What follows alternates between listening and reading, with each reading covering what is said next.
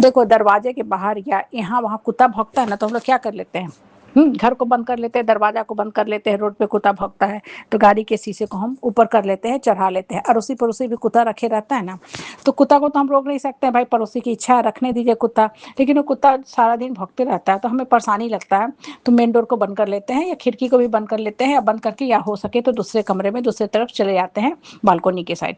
अब देखो ये जो बात है ना, बहुत छोटी सी बात है, लेकिन हमें जीवन की बहुत बड़ी शिक्षा देती है। हमें क्या शिक्षा देती है? कुत्ता से हम बचाव कर लेते हैं, हाँ, या कान में वायर लगा के अपना काम करते रहते हैं। कुत्ता है भौंक रहा है, भौंकने तो उसका काम ही है भौंकना, सब लोग यही बोलता है ना, अरे जाने तो कुत्ता है। लेकिन इंसान को आता है आपको नोचने काटने दौड़ने, आप उसको क्या करते हो?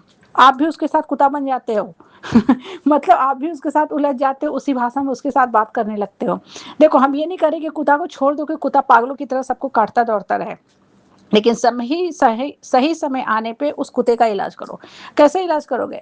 पहले तो आप उस कुत्ते को समय दे दो, ठीक है, सुधरने का। जैसे कुत्ता भी होता है ना, उसको तुरंत इंसान नहीं ये करता है, हाँ, इंड उसको नहीं करता है, सोसाइटी से नहीं निकालता है, वेट करता है कि शायद ये कुत्ता वुत्ता सुधर जाए। आखिर कहाँ जाएगा, प्राणी है, रहने का उसको भी हक है।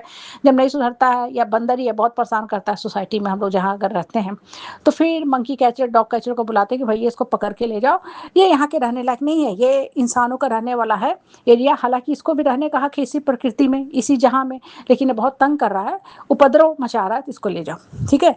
तो जो इंसान समाज परिवार जहाँ आप रहते हैं ना, आपको घड़ी घड़ी परेशान कर रहा है, पहले तो उससे उलझो मत, देखो वेट और वॉच करो, समय दो कि वो शायद सुधर जाए। हालांकि ये लिख लो, ऐसे इंसान कभी सुधर नहीं सकते, कभी सुधर नहीं सकते, क्योंकि उसकी आत्मा ही गंदी है।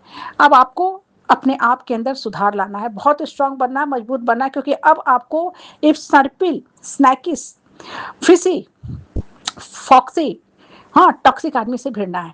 तो पहले तो अपने आप को पूर्ण रूप से मजबूत कर लो कि हर मौके पे आप इसका खुल के जवाब दे सको, क्योंकि ऐसे लोग कॉम्प्रोमाइज़ करके नहीं मानने वाले हैं। अगर आप कॉम्प्रोमाइज़ करोगे, एडजस्ट करोगे ना, बहुत समय दे दिए, 5 साल 10 साल 15 साल 20 साल, नहीं सुधरा ना, वो नहीं सुधर सकता है। लेकिन तुरंत में अगर आप अस्त्र उठा लेते ना, तो आपकी बदनामी होती। तो इंसान अपना इमेज हमेशा अच्छा रखता है, अपना इमेज कभी मत गिराओ।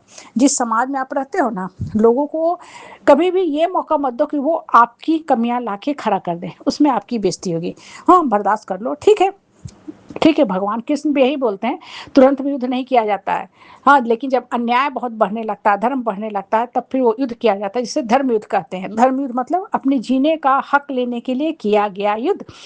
फिर आप पीछे मत हटो, एकदम सुधार के ही कर दो, सुधार ही कर दो समाज में। हाँ, जितने अधर्म उन सबका पूर्ण रूप से खात्मा कर दो, एक नए समाज का सृजन कर दो, क्योंकि भगवान ने आपको इसी काम के लिए लाया है।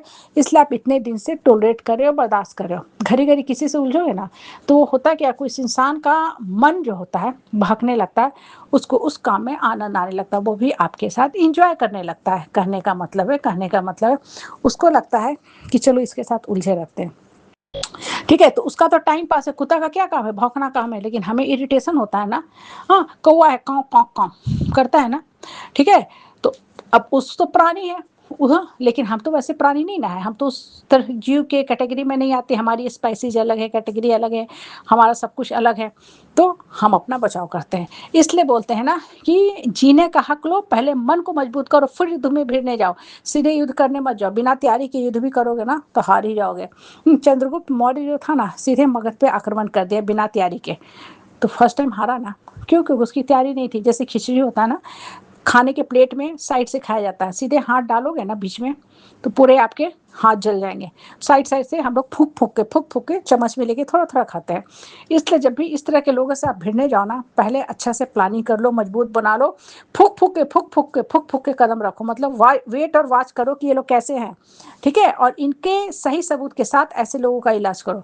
अगर सबूत सही नहीं रहेगा तो समाज फिर आप ही पे दोष देगा कि देखो सामने वाला का चरित्र का ये लोग पोस्टमार्टम कर रहे हैं, ऐसे कर रहे हैं। हाँ, आप ही के ऊपर सारा दोष मर दिया जाएगा। और खासकर समाज में बुरे लोगों की संख्या ज़्यादा है, तो आप अकेले सर्वाइव कर भी नहीं पाओगे। इसलिए पहले मन को मजबूत करो, स्ट्रांग करो। आत्मा के अंदर कृष्ण बैठे हैं, उनसे अपने आप को कनेक्ट करो, माँ दुर्गा से आशीर्वाद लो, और सही समय आने पे सही शब्द का इस्तेमाल करते हो, बहुत ही आदरणीय शब्दों के साथ सामने वाला की पोल पट्टी खोलो, ताकि समाज भी उसके जो छुपे हुए बुरे रूप हैं उसको देख सके, और समाज खुशी ऐसे आदमी को सजा दे, मतलब सोशल बाइकाट कर दे, ठीक है। इसलिए सर उठा के जीना सीखो, मान सम्मान के साथ जीने का हक लो।